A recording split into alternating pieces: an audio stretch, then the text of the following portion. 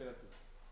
Vediamo se riusciamo. Grazie, prendiamo la linea dal Veneto dove abbiamo invitato Daniele Stivalla, consigliere regionale della Lega Nord. Si parla molto in questo periodo di elezioni regionali, però non dimentichiamo che tra poco ci saranno le battaglie per le conquiste dei comuni. Ecco, voi vi presentate come e dove?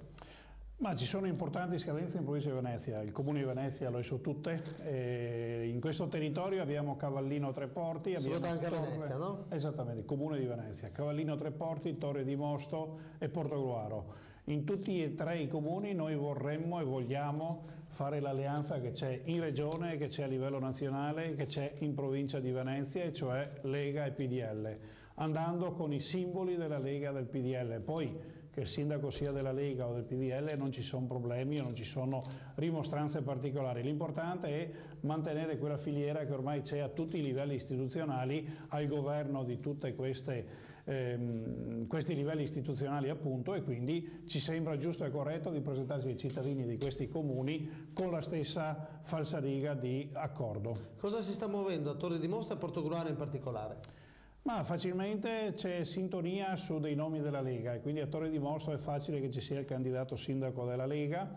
A Portogruaro non c'è nessuna pregiudiziale, anzi ben volentieri ci ripresentiamo con Angelo Tabaro. È ovvio che vogliamo, io come segretario provinciale, fare un accordo complessivo anche su Portogruaro come su Torre di Mosto e Cavallino e Venezia città. Che cosa ne pensa del fatto che si presenta un movimento di ex leghisti a Portogruaro che schiera l'ex segretario comunale Giorgio Bellinazzi come candidato sindaco? Vi porterà via voti? No, assolutamente non ci porterà via voti. Evidentemente anche a loro piace la carega, perché se non possono farne a meno ci vanno dietro. Il problema reale... lo sport principale a Portogruaro è quello di creare una lista civetta per poi fare l'apparentamento al secondo turno, come fece l'ultima volta a Città dell'Emene. Sì, esattamente, fanno solo... Non è mica facile arrivare al 3%. Non ci arriverà nessuno di quei due, infatti anche Padovese non ci era arrivato, non ci può arrivare Bellinazzi, e comunque lo fanno solo per le careghe. Ma scusi, ma Padovese può essere una forza in più per il centrodestra, forse. No, l'ha fatto capire anche l'altro giorno.